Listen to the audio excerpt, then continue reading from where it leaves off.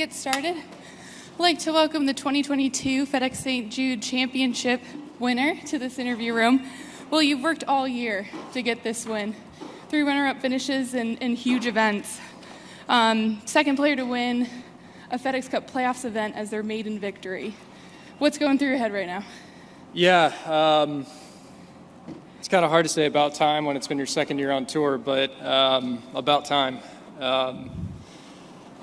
Obviously, this week was kind of a grind considering the start that I had. I love this golf course. I played well here last year. Considering all the close finishes that I've had this year, to finally pull it off it means a lot. And last one before we open up to questions. This victory moves you to number 1 in the FedEx Cup standings. Talk about that in the next 2 weeks coming up, making it to East Lake. Yeah, there's a lot of golf left. I'm in a nice spot, but we got a lot of golf ahead of us. With that, we'll open up to questions. Doug in the front row. Will, congratulations. Can you talk about what shot that we all wanted to see you try that you chose not to? Yeah, I mean, I thought there was no chance that ball was covering the water. When it landed and saw it bounce a few times and heard the crowd cheer, I knew I got a pretty fortunate break, but I couldn't get the club on the ball. Considering where Sepp was and he had 4 feet for 5, there's no reason for me to try that shot, and it could bank right into the grass and go back in the water, and all of a sudden I've lost a golf tournament. So we went back to the drop zone, and obviously it paid off. Like I said, it's one of those, I guess you could say it's a fortunate break that it stayed up, but obviously I had to earn it after what happened. That will move to Shane Ryan with Golf Digest. Looking at that same moment, Will, was there any part of you that was looking for the optimistic, like maybe I can get this? What was your caddy saying to you during that whole time? Yeah, I mean, I knew I wouldn't have played the shot, but I at least was going to take a peek at it. And Joel told me about 3 times, hey, Sepp's got 4 feet for 5. Go back. And so I wanted to make sure that I wasn't giving up an easy chance where I could just kind of, maybe pop one up on the green and get an easy 2-putt, and it was just not doable. I couldn't get the club below basically half the equator of the ball, or the lower half of it below the ball. And this may be overthinking it, but you mentioned, maybe it's fortunate in some way. We talked to Sepp, and he was under the impression when he went back to the drop zone that you were going to be able to chip up. Mm-hmm. So, in fact, maybe there was something there that because he thought that, maybe it affected what he did, and it ended up being good for you? Yeah, I mean, honestly, I saw it bounce 3 times, and then I didn't know if I knew it didn't stay on the rocks because I couldn't see it, but I didn't know if it stayed in the rough and was an easy up and down, or if it was maybe wedged in kind of the collar. And it just shows you, I mean, at that point it's basically match play. And so yes, very fortunate in the fact that it looked like I had maybe an easy up and down, and I did it, and maybe forced up to hit one over there towards the flagstick. But, hats off to him. I mean, he made a couple of really nice putts just to get to the 3rd hole. And honestly, that's just part of golf too. His ball easily could have stayed up as well. Pretty unfortunate to take a pretty hard right kick. Move back to Doug. 2 things, Will. Was there any part of you through Torrey, through Southern Hills and Brookline, et cetera, with the seconds, that you ever had moments of feeling sorry for yourself? Little No. pity party? Never? No. No elaboration there. Okay, let's move on. No, I mean, this is why we practice. This tournament's been here for 60 years. I was actually here earlier this week at Colonial Country Club and seeing Al Geiberger shoot 59. This tournament has some history to it, and every week that we're out here, there's some story of history, and I've wanted to chase history my entire career, and obviously that's why I've been so vocal about the majors. And so obviously it's great to finally get the first one out of the way. But sorry, I'm still just sinking in. Good. Let it sink. And kind of along those lines, that one of the great things about someone winning for the first time is a sense of accomplishment and the sense of belonging. But given how well you've played over 2 years, did you prove anything to yourself today that you didn't already know? Yeah, I mean, I think anytime you put yourself in contention, you're gonna learn something about yourself. And the first second that I had at the Masters was life-changing because it put me in position, to play out here as much as I wanted to and put me kind of on the map. The second at the PGA was kind of affirmation that it wasn't a fluke of a week. And then the third one at the U.S. Open gave me that much more belief that I can win a major or I can win out here. And it was just a matter of time. And obviously, this was my week. Move to the front here. Hey, Will, on that second shot on the second 18 hole when you was in the trees, I know you took a lot of time deciding what you want to do. Walk us through your process before you decide to punch it out. Yeah, I mean, so I didn't have any issues with the boundary fence, but I could have pulled that shot off, but given the circumstances where Sepp was, it wasn't worth it. And I think when I chipped out was immediately when he knew that he should take a drop. And frankly, if I happened to hit a miracle shot there and happened to pull it off, he probably would have tried to do something as well.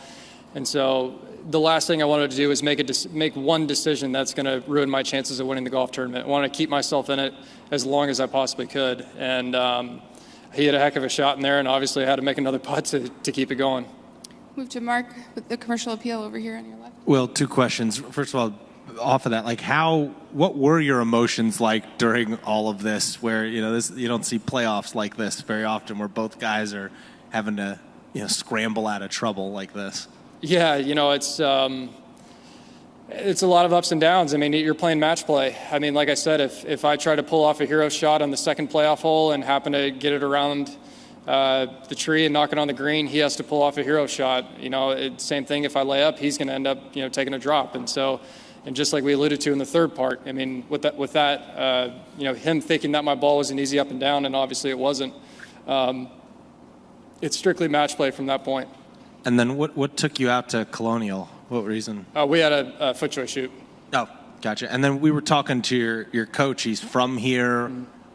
How significant is that to you, a guy you've worked with for a few years, and getting your first win in his hometown? Yeah, no, I mean, he's a softie underneath it all. He cried like a baby. I think I alluded to this when I was handed the trophy, that Josh was, when I made the putt and on the 72nd hole, he jumped up on a side of a hill, and I think he pulled his calf or something like that. And so I didn't see him up until I got the trophy. So he cried like a baby. Yeah, it's pretty cool to do this, obviously. And, he's been there for me, through the ups and the downs over the last few years, and it's pretty cool to do it in his hometown, and obviously with him here too. A few more. Cameron, PGTour.com. Well, you had a new guy on the bag. You had Joel on the bag. First time in your career you've done that. It must be sort of a whirlwind the last week or so. It took you guys all of one round to figure it out. What did you have to learn about him, and what did he have to learn about you? Yeah, I read all the putts myself the first day. I had a couple unfortunate breaks. We tried to communicate as much as we possibly could Monday through Wednesday to make this adjustment as easy as possible, but you never know what it's going to be like until you're in the heat of the moment. And Joel was really playing more sports psychologist today. I mean, he was awesome. I mean, he was ripping dad jokes the entire day to try to keep it loose. And they were terrible, but it gave us some pretty good laughs and kept it light. And but when the moment needed to be serious, he told me to focus on my breathing and just so it's obviously it's a nice intro together, and he did an amazing job. A couple more here in the blue. Yeah, Will, congratulations. It looked like you cried after you made the winning putt on 18. You got choked up accepting the trophy. You dream about winning your first PGA Tour event your entire life, but how you describe the emotions when reality actually hits? Yeah, it still hasn't hit yet. I think I've always had the attitude of the job's not done, and as great as it is to pull this off, I still feel like I've got some unfinished business going forward. And so it's obviously very satisfying, but this is the peak season for us, obviously, for the PGA Tour players, and the grind continues. Last two, Sean, PGTour.com. What was the best joke? What's brown and sticky? A stick. Actual question. It's Doug, right here in the front. The emotion. One other thing before this, but the emotion was so strong on 18 and reg, and the putt on the 18th on the second extra hole was I don't know, it looked a little bit longer, maybe just as tough. What would you say is the difference between how you reacted to both of them? Yeah, I mean, the first one, if I missed it, I knew I wasn't going to be in a playoff. I needed to make that first one just to have a chance. Did you see him in the? I saw him in the right rough, and I knew that it was a okay angle. I mean, I was obviously, expecting him to do something special from there, but I knew I needed to make par. And in the playoff, I think it was more of knowing that I needed to make it to keep it going, and I needed to keep my emotions in check because I knew that there was more golf ahead. Secondly, you mentioned the kind of the ups and downs. I'd just be curious when the last downs were, and what's your definition of downs? Yeah, I mean, I think at the last fall was a pretty rough period for me. Being hurt through the middle of the season last year, I got pretty frustrated with where my game was at. Really from the players through probably the Nelson, and then really from the PGA forward to me has kind of been a new season. I think Josh and I kind of found our blueprint with the putting and chipping, taking a lot more ownership in my golf swing, and I'm now hitting shots freer because some days the cut's going to work, some days the draw is going to work, but just be consistent with it. And I think, like I said, I think from the PGA going forward has kind of been a new season. Last one with Cameron.